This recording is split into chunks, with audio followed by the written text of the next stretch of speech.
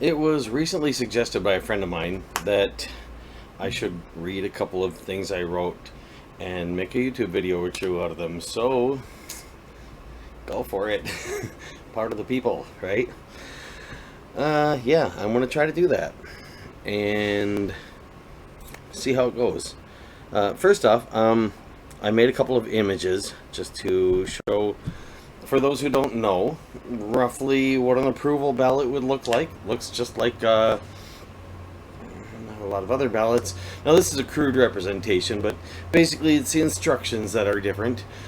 Indicate all that you approve of as opposed to pick one.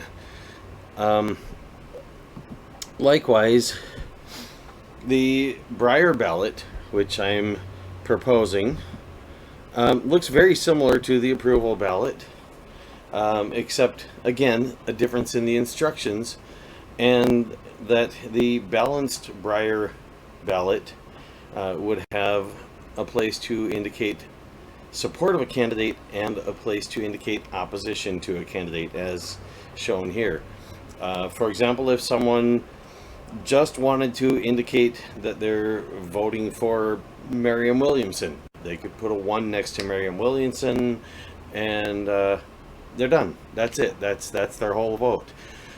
Now, the Breyer's concept allows for use of other ballots. So if you used a first past the post ballot, you could just put your mark next to whatever candidate you're voting for, and all it would do is convert that to a 1 for you, and it's done. But you could also indicate more than one candidate, and if you did, it would treat it as an approval ballot, indicating, basically changing each mark to a 1 next to that candidate. So it would show equal support for each candidate. If you asked for a balanced first past the post ballot, then you would be given one that allows you to vote for someone or against someone. But again, you could do both, and the system is designed to be able to handle that.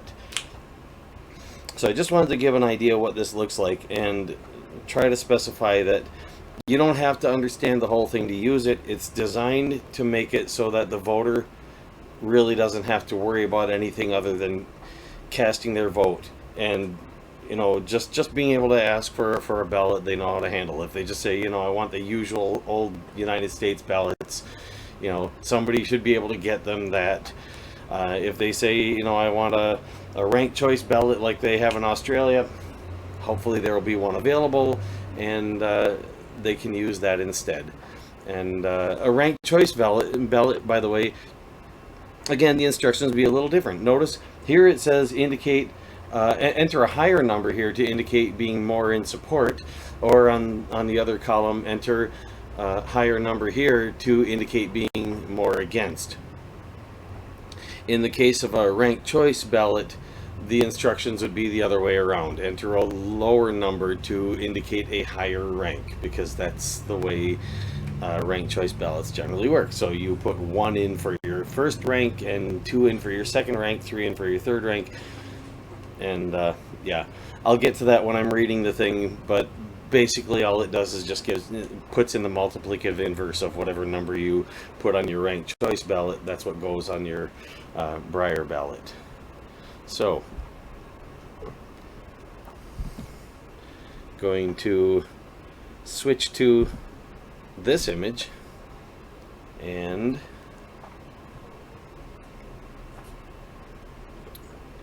start reading. Now, I may interrupt my reading once in a while. We'll see how that goes. Should I put on my reading glasses? Probably make it a little easier. Okay. Many people are tired of... introducing my concept of a people's primary. Many people are tired of the political parties having all of the power in the first stage of our elections here in the USA. If this concerns you, please promote this with the hashtag people's primary, and please continue reading.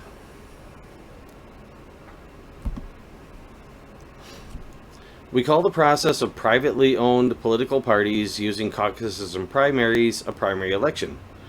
But it's not really an election at all.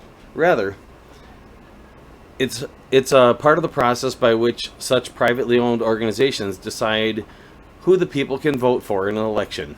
In other words, the primary is how they decide who they will put on the ballot. Now, the people should be able to put someone on the ballot as well. And there are ways, but it's gotten harder and harder for the people to do it over the years, and easier for the parties to do it, especially the big parties. And the smaller parties have a harder time, but yeah, continue reading. More accurately, the so-called primaries are a step in the process of privately owned political parties making an official decision about which candidates they will allow the people to have listed on the ballots of the actual election, known in the USA as the general election. The way things are, it is very difficult for people to directly get a supported candidate put on the ballot, or for a candidate to get on the ballot without being nominated by a political party. However, it is possible. The exact process and requirements vary with local laws. What I'm proposing is that the people should insist on having our own government-run primary in which we would be given an approval ballot listing all candidates registered with the FEC for each open political office or seat. The voter could then vote to approve any candidates. Now, I should expand on that. I only wrote candidates registered with the FEC. That would cover presidential candidates and candidates for the U.S. Senate or the U.S. House of Representatives. I'm hoping that the registration with the FEC can be extended to other types of candidates, but in the meantime, it would also have to, if you wanted to let it cover like mayor and city council member and stuff like that, it would have to take the list from wherever those candidates are registered with the Secretary of State or whatever the case may be. I believe that varies from state to state, from locale to locale. So, continuing on. Each approval vote cast would effectively count as a signature on a virtual petition to put the given candidate on the ballot in the second stage, the general election. That way, no political party could deny the people having a candidate on the ballot that the people really want. I think hopefully a lot of people can see where I'm going with this. Because it's an approval vote, the voter would not have to narrow their support down to a single candidate. There would also be no need for anyone to circulate an actual petition to get the signatures of voters, although that would not cease to be an available course of action. Now, I know some people will be concerned that this would give us more good options on the second stage ballot, possibly splitting the vote. But we can deal with that. Wouldn't you rather there be more than 0 good candidates anyway?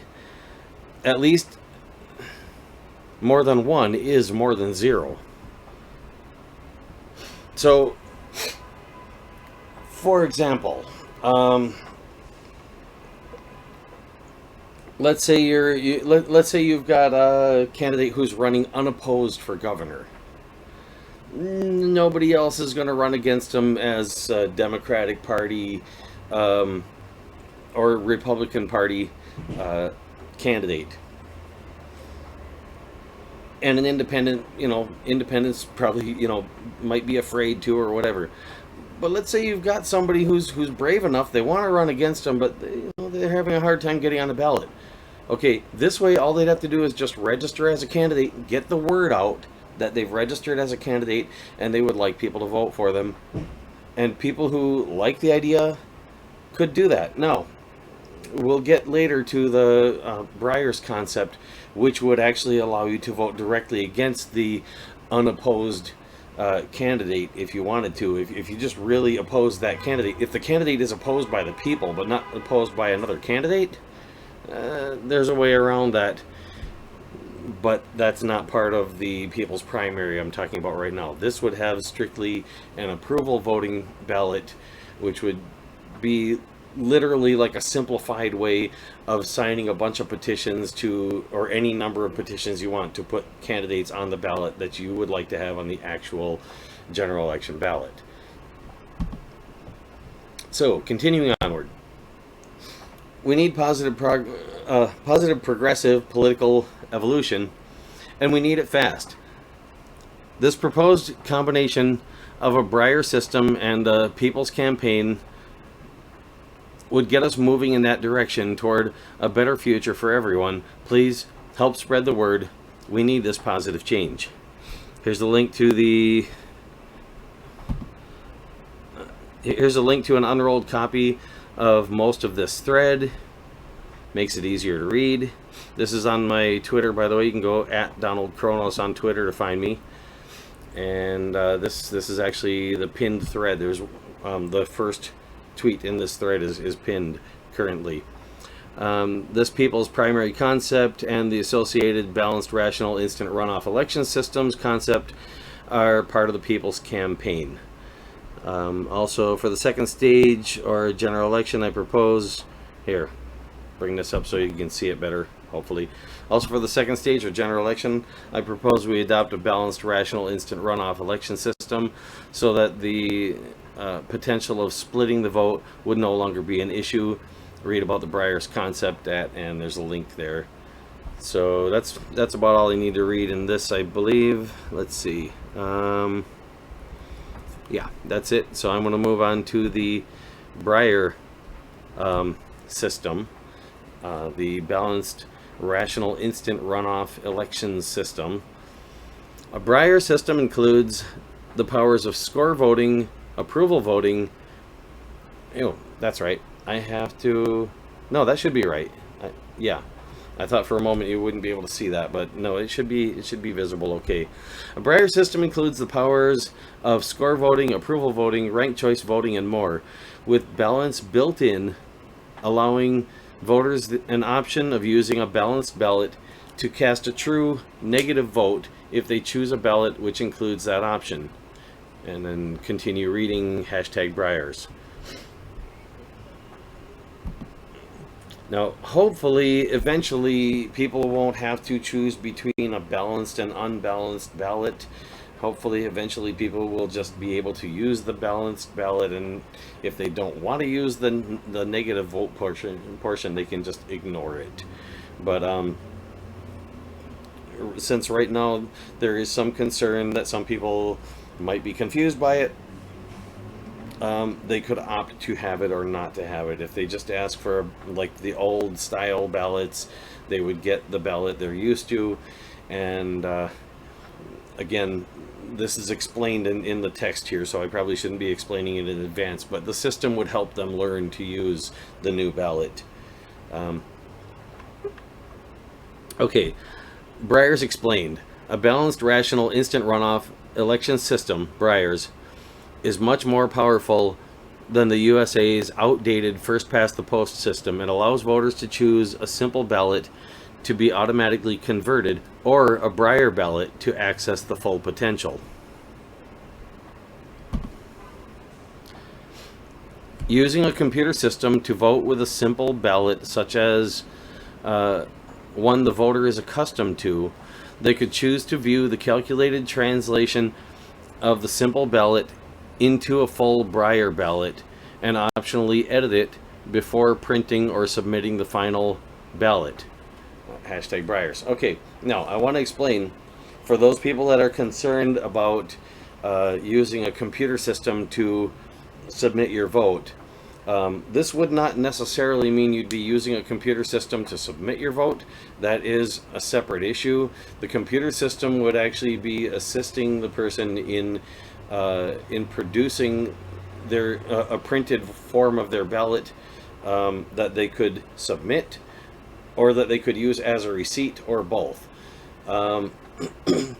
If the ballot was being submitted by computer, then you wouldn't need a printed one to submit by computer necessarily, but again, there could be a public record receipt ballot printed out, and they could also have a ballot receipt printed out for themselves. Now, I know there is concern going back a really long time about printing out a copy of a ballot or letting a person have a copy of the ballot as they cast it. This is something again, we wouldn't have to allow that. It's a question of how the system is implemented, but I think that's something we should get over, because we have a lot more problems with people having to worry about whether or not their ballot was counted the way they cast it than having to worry about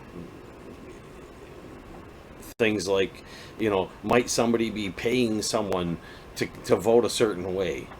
I mean, if they're going to do that and we're going to have hundreds of millions of people voting, then they're going to have a really hard time keeping track of all those people and finding a way to do it without getting caught, because, pretty sure that's not quite legal. But at any rate, yeah, those are separate issues. There's all kinds of things wrong with the system. I'm trying to fix what we can. Hopefully we can do this. So, continuing on with the description. A powerful and versatile Breyer ballot could be used directly by the voter or mathematically calculated and produced from a ballot of the voter's choosing. It could even be made possible for the voter to see after the election how their ballot evolved in the runoff process.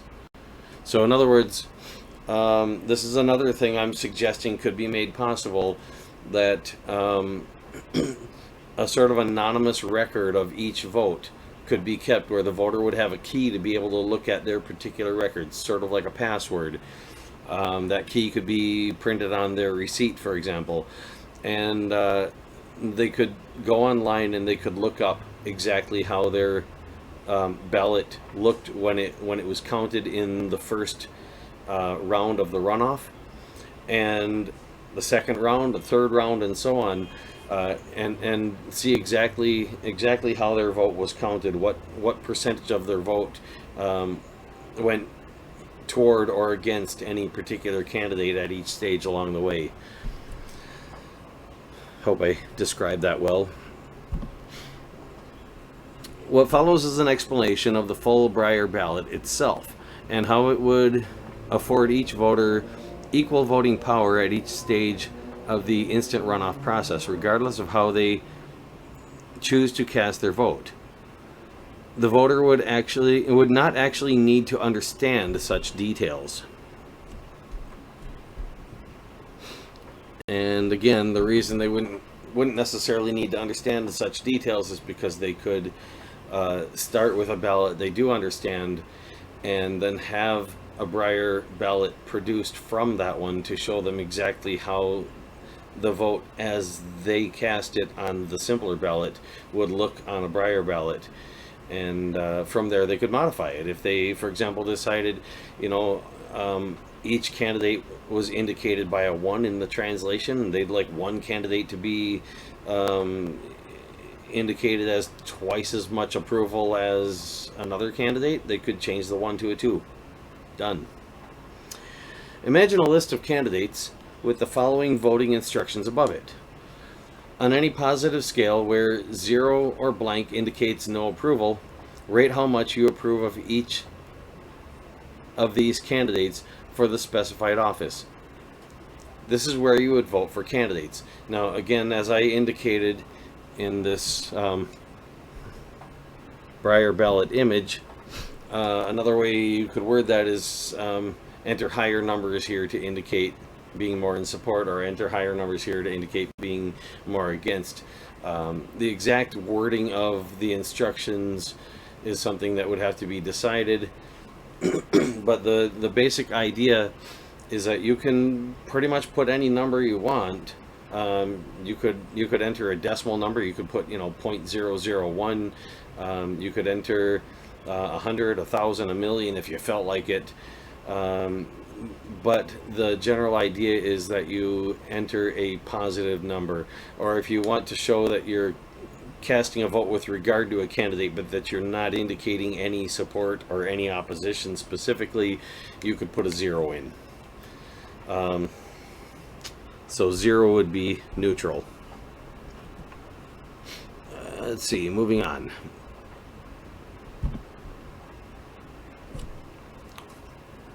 Another list, negative vote, would show the same candidates and have the following voting instructions above it. On any positive scale where 0 or blank indicates no disapproval, rate how much you disapprove of each of the candidates for the specified office.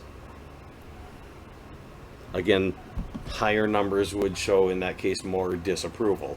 And if you just leave them all blank, then you're not showing any disapproval at all. That means you're only showing your approval of some candidates.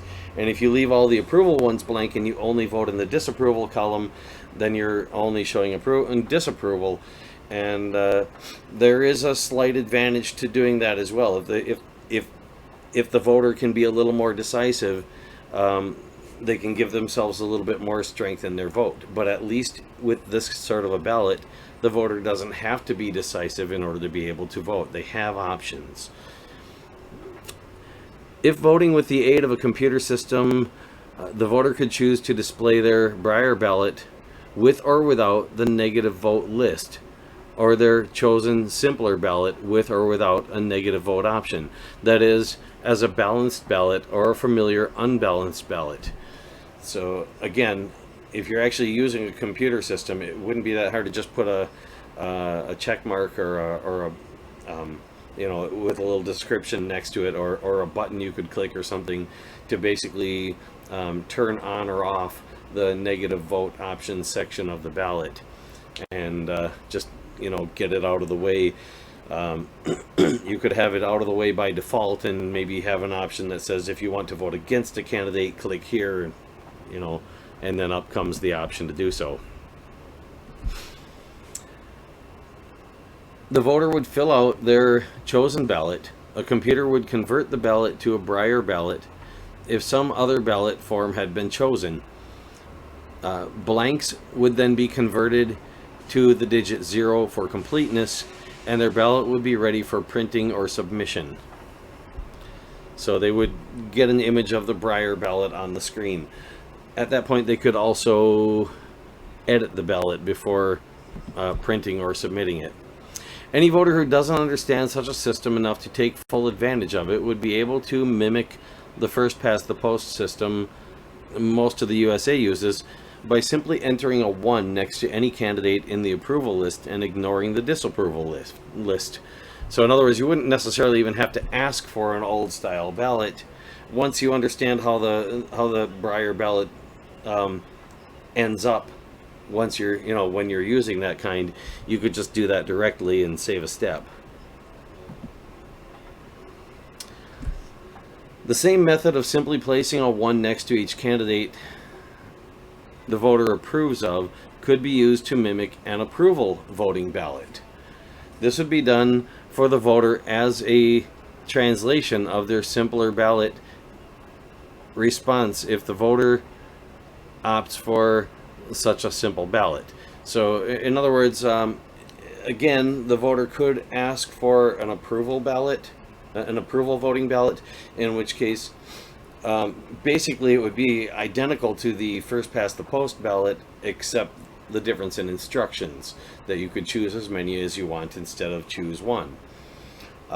Technically speaking, they're the exact same ballot. If you choose the first past the post ballot and you break the rules by voting for more than one candidate, the Breyer translation would literally just treat it as an approval ballot. The fact that you voted for more than one candidate wouldn't invalidate it. It would just divide your vote up amongst the candidates you did choose to vote for. Now, I say divide up. What I mean by that is, say for example, you vote for 3 different candidates. Each one of those candidates, if you just voted for them and didn't indicate a strength of like, I want to vote, 7 for this one, 3 for this one, and 2 for this one, or whatever. If you just voted for them, or just put 1, 1, 1, if you're doing it straight on the Breyer ballot, then each one of those candidates would get 1/3 of your vote. If you put like 1, 5, and 7, that's 13. So 1 would indicate 1/13, 5 would indicate 5/13, and 7 would indicate 7/13 of your total vote. So you still get 1 full vote. But in the first round of the runoff, those candidates would get whatever fraction they were assigned on the ballot. If no candidate won outright in the first round and it went on to a second round, if any one of the candidates you selected was eliminated from the second round, then that portion of your vote would be eliminated as well, and your vote would be recalculated from what remains. So you'd still get 100% of your vote, and it would strengthen the votes for those candidates remaining. So in the end, when you get down to only one candidate left, your vote is no longer split up. If you started out with it split up, it wouldn't be anymore. When your ballot gets down to only one candidate left, that candidate has 100% of your vote. Either 100% for that candidate or 100% against that candidate, depending on which way you had cast that vote. Let's see. Was this the part I just read? Yes, it was. Okay, so moving on. If a voter accidentally voted for more than one candidate, what I was just saying, on a pick one style first past the post ballot, they would simply have inadvertently taken advantage of the power of approval voting, rather than having their ballot invalidated. No need to only pick one candidate. So you have choices. That's the point. Otherwise, a voter could opt for a simple balanced or unbalanced ranked choice voting ballot, where 1 is the highest rank, and their ranking would simply be converted into its multiplicative inverse, such that 2 becomes 1/2, 3 becomes 1/3, 4 becomes 1/4, and so on.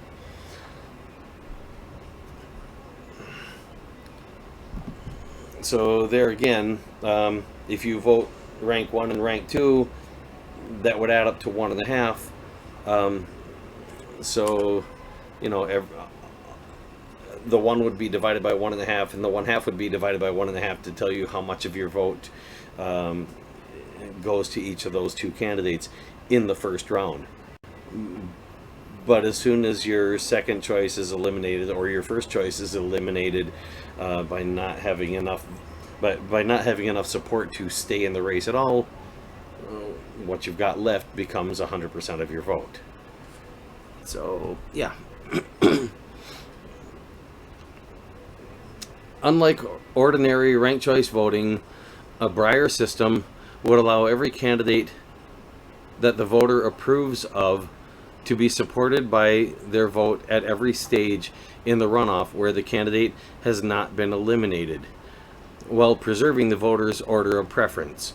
Now, what I mean by that is, in an ordinary ranked choice voting system, if you say, for example, you indicate candidate A and candidate C as candidates that you approve of, but candidate A is your first choice and candidate C is your second choice, and in the first round,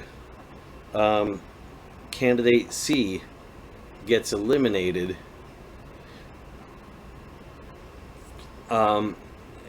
your approval of candidate C did not go into deciding whether or not that candidate C gets eliminated in ordinary ranked choice voting.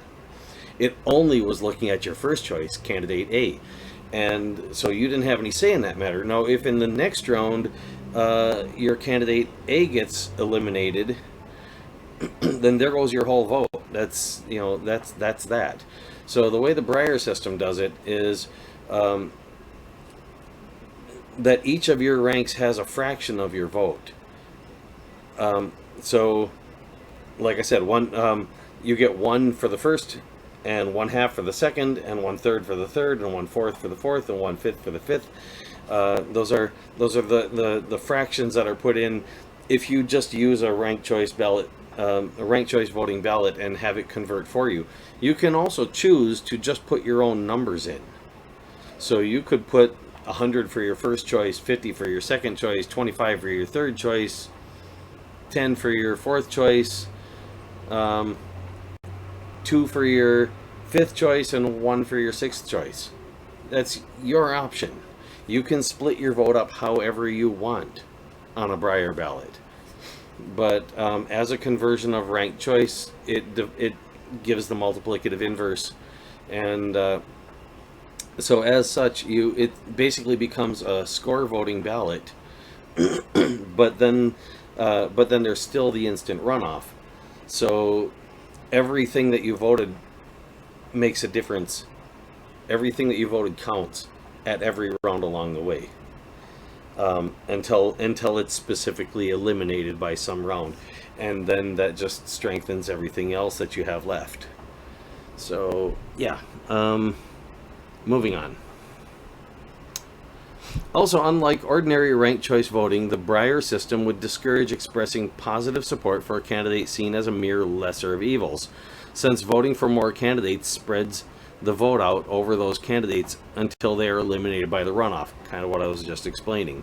So it's actually sort of eliminating a downside to ranked choice voting. Simpler ballots could indicate negative vote options for balance, or could leave them off for further simplicity. If that is the voter's preference. The system is meant to be voter-centric, to best accommodate the various preferences and abilities of a diverse range of voters.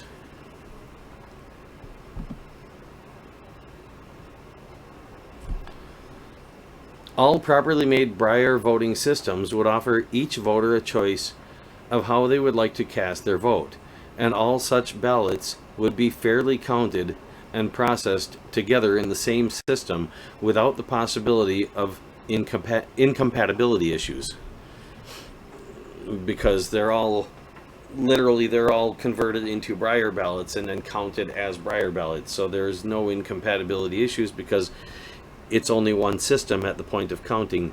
The translation would be done automatically, but again, you could choose to alter the translation. If you don't like the way that it was translated, you could change it.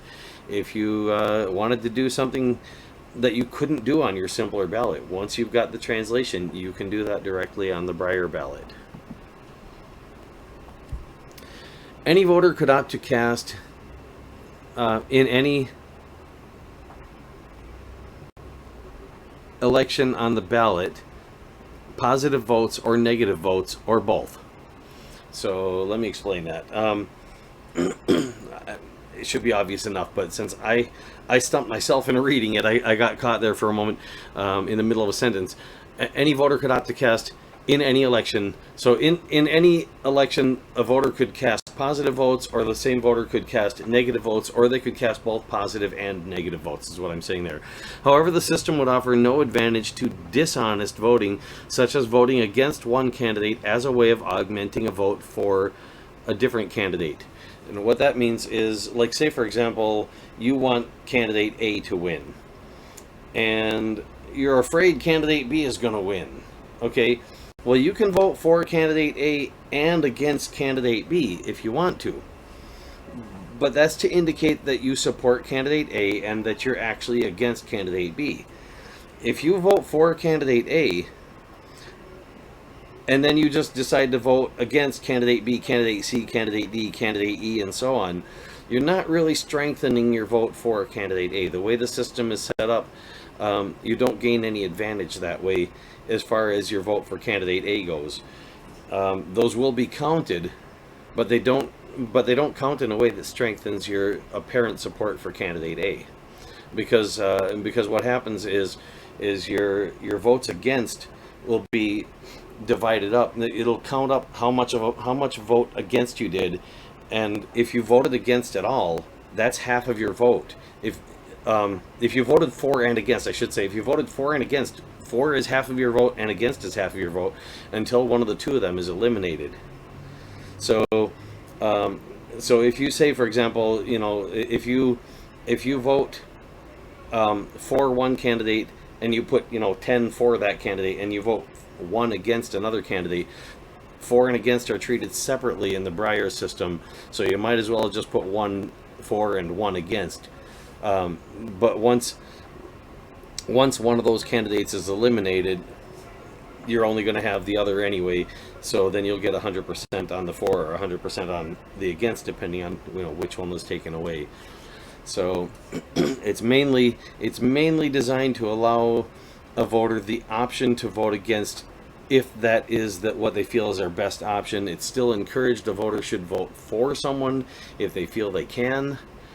If they don't feel they can vote for someone, if all they feel they can in good conscience do is to vote directly against someone, this leaves them the option. And if they honestly can't decide whether to vote for one or against one, again, the option is there. It's meant to be voter centric. Now, are there other ways this could be implemented? Sure. And could we argue it out and maybe eventually come to something better? Possible.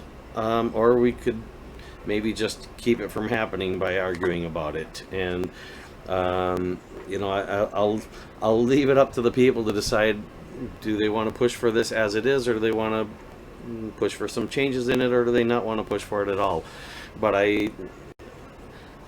I've been working on this for a very long time. It's like 50 plus years in the making now, so I hope I've done a good enough job that enough people will be able to get behind it that we can get something done. So moving on. If the voter indicates both approval and disapproval with regard to candidates in a particular election, the weight of their vote would be evenly divided between their expressed approval and their expressed disapproval until the runoff process eliminated one or the other. It's sort of what I was just explaining. The Breyer's concept is designed to encourage intelligent voting rather than trying to strategically game the system. A positive vote would be the smartest option. A negative vote option would be available for when there are no candidates that the voter actually approves of. Again, a bit of what I was just explaining. If the voter honestly can't decide whether they want more to cast a vote of approval or of a vote of disapproval with regard to a given election, that voter could opt to do both, but at the expense of having their vote divided between those two options early in the runoff process.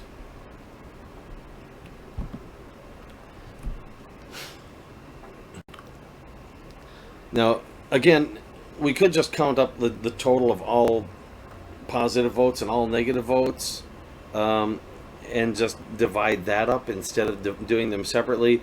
But and it could be argued, is that better or is that worse? The reason why I chose to do it the way that I did is to reduce the chance of someone trying to game the system through something like saying, I'm going to vote for this candidate and against all the other candidates as part of my vote for that candidate. So that's part of why it's done that way. Now, there again, if everybody understood the system well, it probably would be better to just divide it up exactly the way they put them in, however many for and however many against. But for the sake of those people who do try something like that, at least that way their vote for the candidate, which is what they actually wanted, would be getting a stronger indication rather than being a tiny fraction of their vote, with all of those other little fractional votes against someone getting equal priority to their vote for someone, which is what they really wanted. So that was my main reason, was to sort of save people from themselves. Let's see, did I read this part? Because voters opting for a simpler ballot could review and edit the Breyer ballot produced as a translation of that simpler ballot, the system could help voters learn at their own pace to take better advantage of the powerful and versatile features of its own type of ballot. So no, I had not read that yet. Once all Breyer ballots have been submitted and the deadline for final submission has passed, the instant runoff process would begin. Each stage of the runoff process would proceed as follows, being processed via computer with a record kept of each step along the way. First, the system would divide each of a voter's approval scores by their sum total with regard to that elected position to count as that fraction of their positive vote going to the specified candidate. Then the system would divide each of a voter's disapproval scores by their sum total with regard to that elected position to count as that fraction of their negative vote against the specified candidate. So in other words, if you put numbers in the negative vote section that added up to say 100, then each of those numbers would basically represent a percentage. So like if you put 1 against one candidate and 99 against another candidate, that would be 1% against the one candidate and 99% of a vote against the other candidate.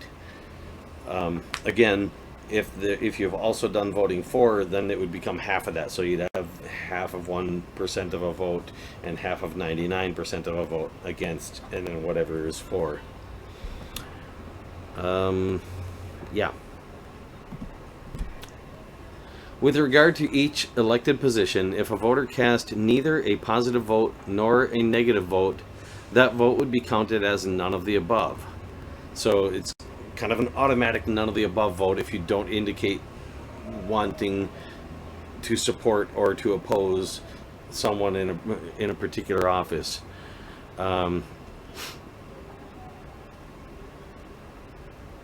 Because of the fact that you showed up to vote at all, you're basically, if you don't vote with regard to a particular position, you're basically saying, I was here as a voter and I didn't see anything I wanted to do with this. So that's where that automatic none of the above thing goes. And again, does it have to be that way? No, this is the way I've worked out this concept. It could be hashed out by other people, but I'm just presenting the work that I've done.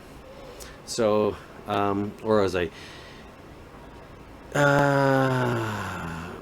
if they've used only the positive vote option or only the negative vote option, that's how it would be entered.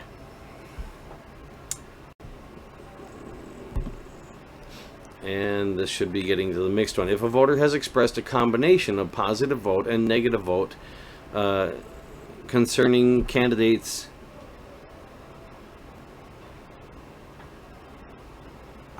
that's poorly worded, who has not been eliminated with regard to the elected position, who should have been who have not been eliminated with regard to the elected position, those votes would be divided in half to give the voter a total power of 1 vote on that on that position in that round. So in other words, what I was saying earlier, the positive votes are divided by their total to give each one of them a fraction of that total. The negative votes are divided by their total to give each one a fraction of that total, all adding up to positive 1 and adding up to 1 in the positive, adding up to 1 in the negative. If there were no votes in the negative, then you just have your positive votes. If there were no votes in the positive, you just have your negative votes. And if there were both, then they both get divided by 2 so that your total ends up being 1 vote. So each person gets a total of 1 vote. It's, again, the voter doesn't have to understand all of that math. It's done automatically, but the idea is to have it out in the open how it's done. So if a voter wants to understand, they can. They can learn it. It's available to be learned. And if the voter chooses to simply vote the best way they can, that's an option as well. And if they choose to use a ballot that they're familiar with and let the system do the conversion for them, they can do that. So yeah, moving on. Once the votes have been normalized to a value of 1 vote per voter per available elected position, the system would add each voter's approval votes and disapproval votes to respective approval vote and disapproval vote sums for each specified candidate. So in other words, each candidate would have a count of total approval votes and total disapproval votes. And if you gave, say for example, one approval vote to that candidate, their approval vote count would go up by 1. If you gave half of an approval vote to that candidate, then their approval vote count would go up by 1/2. If you gave half of a disapproval vote to that candidate, then their disapproval vote total would go up by 1/2. And if for some reason you gave half of an approval vote to one candidate and half of a disapproval vote to the same candidate, then you basically nullified your vote. But they would get counted as having half of approval vote more and half a disapproval vote more. So yeah, not a very effectual way to vote, but you could do that if you really wanted to. I wouldn't recommend it. Each candidate's disapproval vote sum would then be subtracted from that candidate's approval vote sum for the given round to reach a net vote regarding that candidate for the given elected position in that round. And the one with the lowest net vote would be eliminated. So in other words, at each round of the instant runoff, one candidate would be eliminated. So there would be as many rounds as there are candidates minus 1, basically. If you've only got one candidate, of course, basically all that candidate has to do is get a positive total to win. But therein lies a distinct difference in being allowed to cast a negative vote. That if somebody runs unopposed, they can still lose. Now, what's going to happen when they lose? Well, that depends on what the laws are around what if no one gets elected. But it would be effectively as if that candidate didn't even try to run, as far as, what the results are. If there is some other candidate that ran and barely got any votes at all, at least they didn't end up with negative votes, so they become the winner. If everybody's got 0, there isn't any winner. I mean, if everybody's got 0 or less, there isn't any winner. But if somebody got a positive net count, no matter how small it is, that's going to be the winner in the election if everybody else got negative or 0. Now, what to be done with that, of course, would depend on what the laws are at the time, and laws can get changed. This is something the general public needs to learn, because when we see laws that we feel are unjust, when we see laws that are hurting us, we should be fighting to get those laws changed, not just accepting the fact that we're being hurt. There are things we can do about such things. It's not easy, and I'm not saying it's easy. I'm just saying it's possible. So moving on here. When there's only one candidate remaining,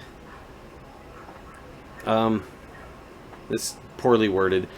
When there's only one candidate remaining within the contest for a given elected position, I believe that should have been the word within, not the two words within. The contest for a given elected position, that candidate wins, unless the voters have collectively expressed more disapproval than approval with regard to the remaining candidate, in which case none of the above wins. So there again, as I was just saying, if a candidate ends up with more disapproval than approval, they don't win. Actually, I didn't mention it there, but if they get an equal amount of approval and disapproval, that candidate did not win. They didn't really lose either. It's just as if they didn't run at all. They really didn't win or lose, and they shouldn't be getting elected without having won or lost.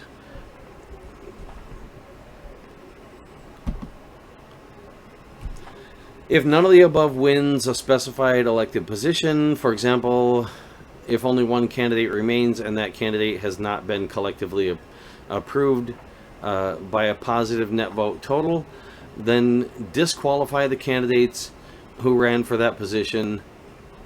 Start that position's election over. That should have said, I think, and start that position's election over. Now, some places already have a none of the above option, and this is generally how it works, as I understand it, that if none of the above wins the election, all of the candidates are disqualified and not allowed to run in the re-election that has to happen. You have to run another election then, and not let the same candidates run as ran before, because basically the people said, we don't want those candidates. And so this is the same basic idea. And again, exactly how it ends up implemented, if this does become law, somebody's going to have to write the actual law, and hopefully they will implement it in a way that works well. If they implement it exactly as I have it, I've got a few typos and stuff. Obviously, that'll have to be corrected, but it's a good system. And if they can improve on it, better yet. The work of one person, it's got its limitations. Now, don't get me wrong. It's not as if I haven't learned from other people, so there is the work of other people in this in some sense, because I've been learning this stuff for a long time. But I wish I could have actually directly collaborated with other people on this. Sadly, never really got the opportunity. Let's see. Yeah, just click on this one.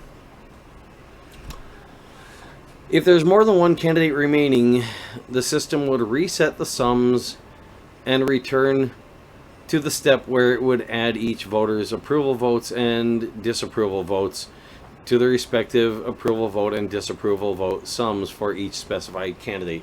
So in other words, basically, once a round is over, if we haven't reached a conclusion that nobody can win, and if we haven't reached a conclusion of who did win, then we, eliminate, as I mentioned earlier, eliminate the candidate who did the worst, and then go back to the earlier stage where we add up the approval votes and the disapproval votes, but now with that removed, that eliminated candidate no longer being counted.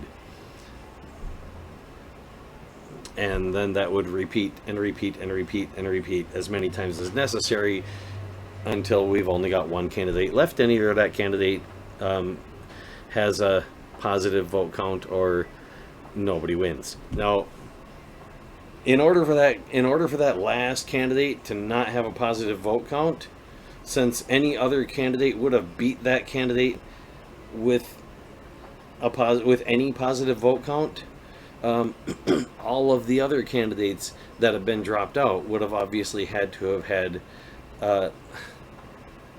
less than that. So it means nobody reached positive.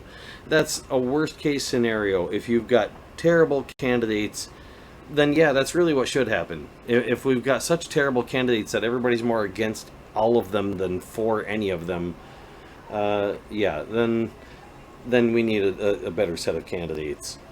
Now, I didn't specify in here what happens if there is a tie for, like, two candidates being, having done the worst.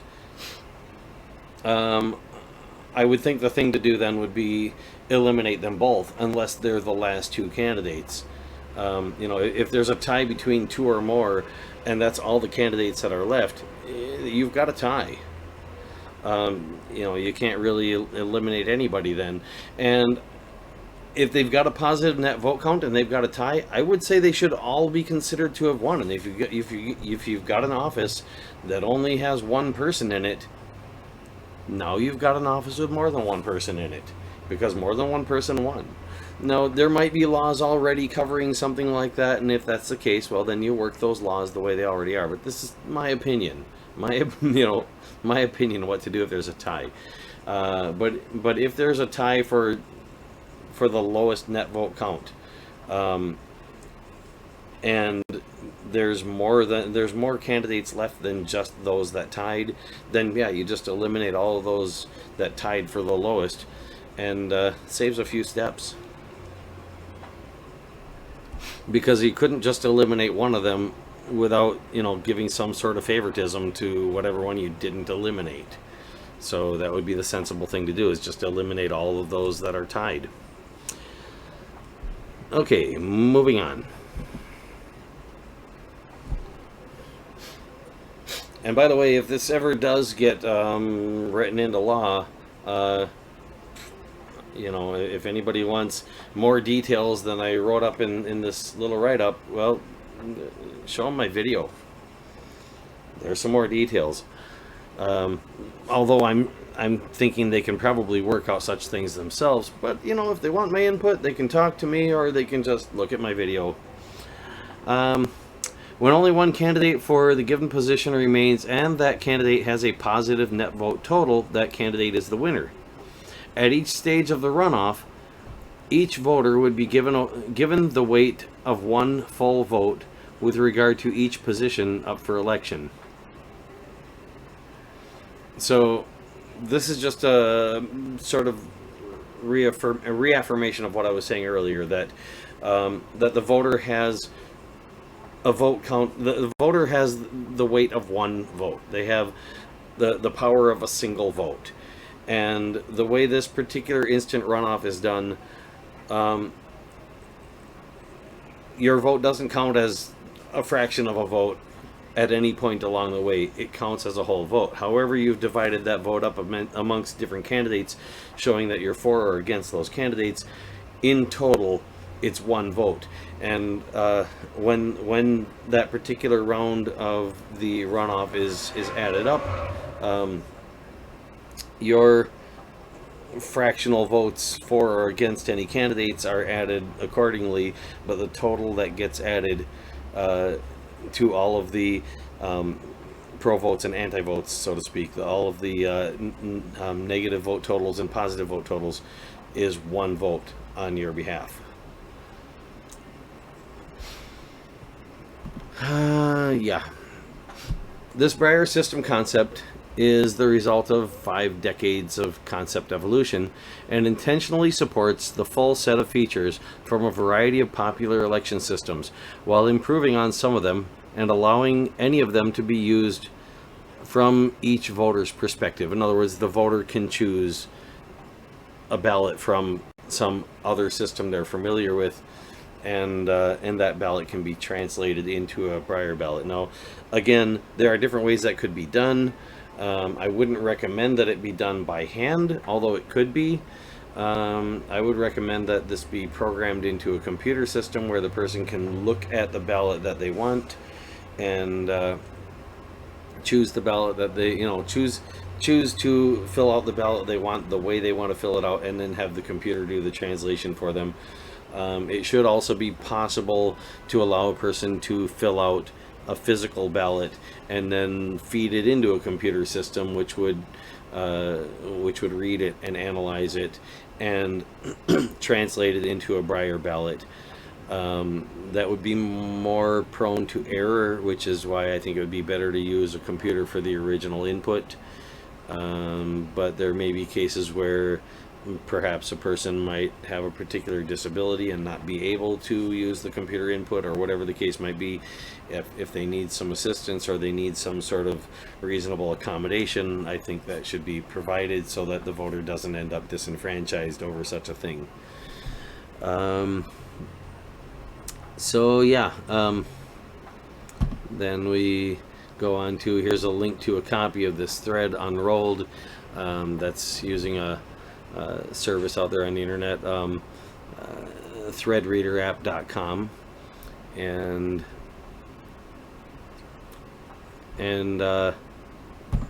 then there is, to help us make elections even more fair, here's a link to a copy of my thread about the people's primary concept, and we've already gone over that one. And there's the direct link to that thread, and there's actually the thing where it was requested to be unrolled and the response to that unroll request. So yeah, going to go ahead and close this, and I don't think I really have all that much more to say. Um, if anybody has specific questions, please leave them in the comments. If you know me and you know how to get a hold of me directly, feel free to do so. You can find me on Twitter at Donald Kronos, and you're welcome to send me questions that way. I would recommend try not to abuse the whole direct message thing, but if you want to make sure that I get your question, it would be better to direct message it than to simply use an app mention, because I might end up missing the app mention. The direct message, if I don't get flooded with them, I should be able to find. I'm not guaranteeing I'm not going to get flooded with them, so I'll leave that disclaimer. If I don't get flooded with them, I should be able to find it. So yeah, that's it.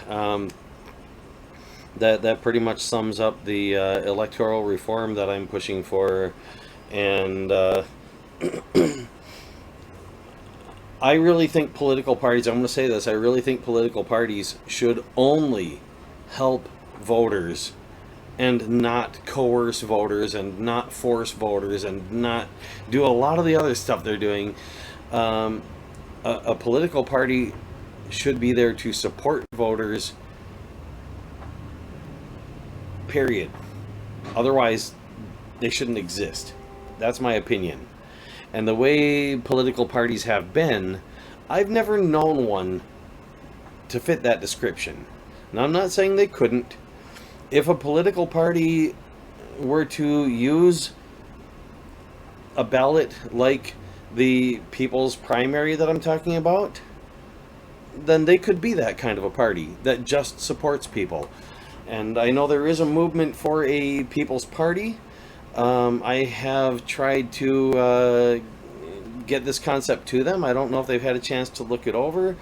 I haven't really gotten a response back as to whether or not they would support it. But I hope they do, because we need something better than what we've got. And the United States has, last I checked, over 30 national political parties. And people are still waiting for a third party. How many third parties do we have to have before we can finally count one of them as a third party? Well, what they mean is they want to see a third viable party. But the way things are set up, we can't have a third viable party because we effectively have one party that runs against itself. It legally is two parties, but effectively it's one party that runs against itself. And yeah, Democratic Republican Party. I mean, okay, so the Democratic Republican Party was technically disbanded. The Democratic Party took its place, and then the Republican Party was added later, and so they're legally not really the same thing, but effectively it's still the Democratic Republican Party. The only difference is now it runs against itself and tells you that nobody else can beat them. So we got to fix that. And that's what I'm offering, a way to fix that. And I know they're going to fight like hell to not lose what power they have. Hey, if they want to retain some power, what they should do is they should embrace this concept before it's basically forced on them, and say, okay, yeah, we want to serve the people for a change. That would be the smart thing to do. Just like they should have, nominated Bernie Sanders. The Democratic and Republican parties should have both nominated Bernie Sanders, because obviously that's who most of the people wanted. Sure, we got some exceptions out there, but you know what? Heck, even Trump admitted Bernie Sanders was cheated. I don't know what more to say. The guy that the Democratic Party got elected as our current president says that the Democratic Party cheated the people's candidate out of their nomination. So, yeah, I mean, I don't know. Maybe the Republican Party tried to offer him their nomination and he turned it down.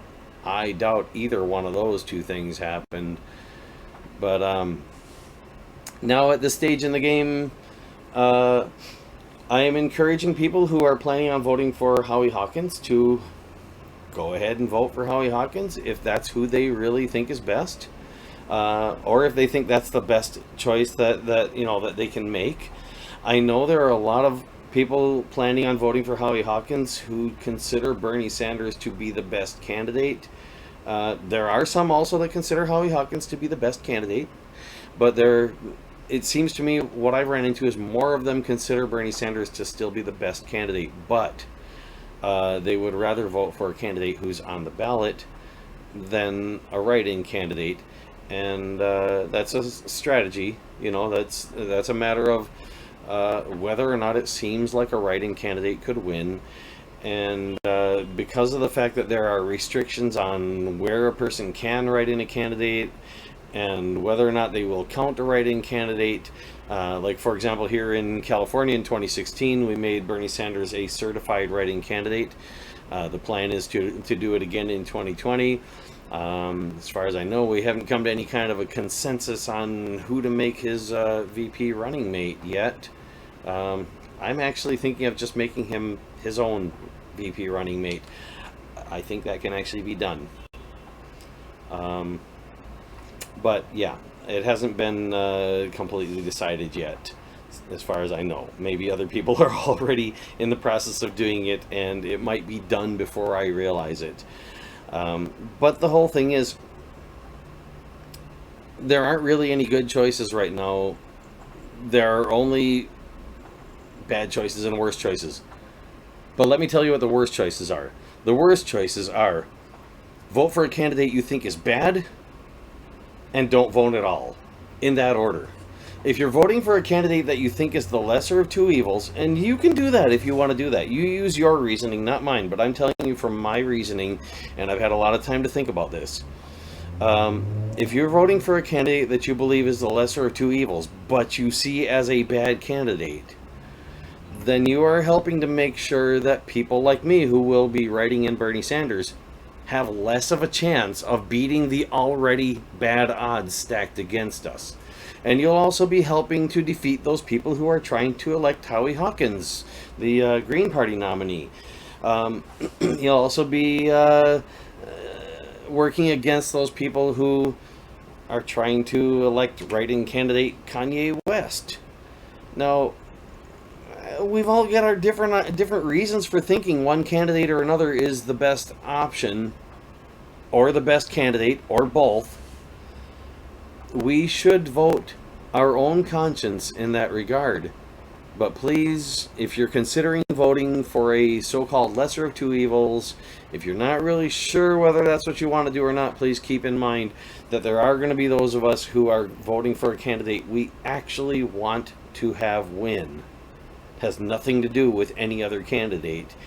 And voting for a candidate as a vote against another candidate does work against those efforts. So kindly keep that in mind.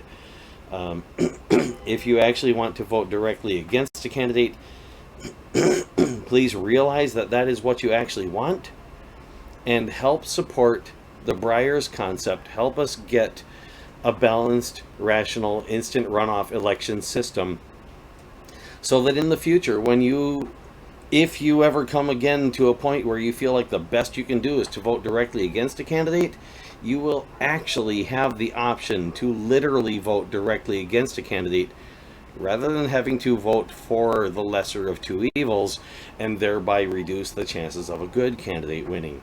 If you vote against the worst candidate, you're not voting for anyone, and you're not hurting the chances of any particular good candidate winning. So that's the way a vote against a candidate really should be cast, as a vote against a candidate. If you run a search on Twitter for example, quote, voted against Trump, unquote, you will find some mentions of people talking about like a politician who voted against one of Trump's policies, but you'll also find people still talking about having supposedly voted against Trump in 2016 by voting for Hillary Clinton. If you run a search in quotes for voted against Hillary, you'll find people, I can pretty much guarantee you, within the last 24 hours, probably at least several people have said something to the effect of that they voted against Hillary. Or some group of people voted against Hillary. And they're talking about back in 2016. And what they generally mean, and if you ask them, they'll tell you what they generally mean is that they voted for Donald Trump, but their vote was not intended as a vote for Donald Trump. It was intended as a vote for Hillary Clinton. And that's what happens when you can't vote the way you actually want to vote. You have to choose then between voting a way you don't want to vote and not voting at all. So what I'm suggesting is please don't not vote at all. Refuse to not vote. And if you really have to vote for the lesser of two evils, then by all means do so. I won't be doing that. If you realize that voting for the lesser of two evils is a bad thing and you don't want to do that, which I hope there are a lot of people who will hear this. Please share this video with people so that those that feel that way can hear this. If you've got enough of a conscience and you're good enough at math to realize that a vote for the lesser of two evils is a vote for evil and probably not something you should do, then vote for whoever you think is best. Vote for the best you possibly can vote for. And I'm talking about not just in the presidency, for every election you can. If there is a candidate that you think can't win, and you're planning on sitting this one out, but you think that candidate that can't win should win, go and vote for that candidate. Even if it's just some minor position.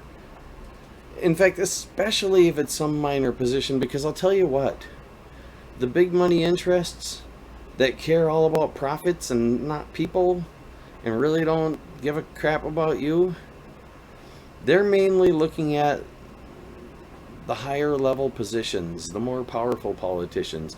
They're not working so hard on the smaller ones, usually. So that's where you actually have a chance to get a good candidate to win. If you've been told that a good candidate can't win, but there is a good candidate you can vote for, try to change those odds. Don't assume that because you were told a good candidate can't win, that it must be true and that it's going to stay true. It might be true. It doesn't have to stay that way. It might not even be true. So try to do something about it. Thanks for watching. Hope you enjoyed the show, and I hope you got something out of it. Click the like button, maybe subscribe, tell people about this.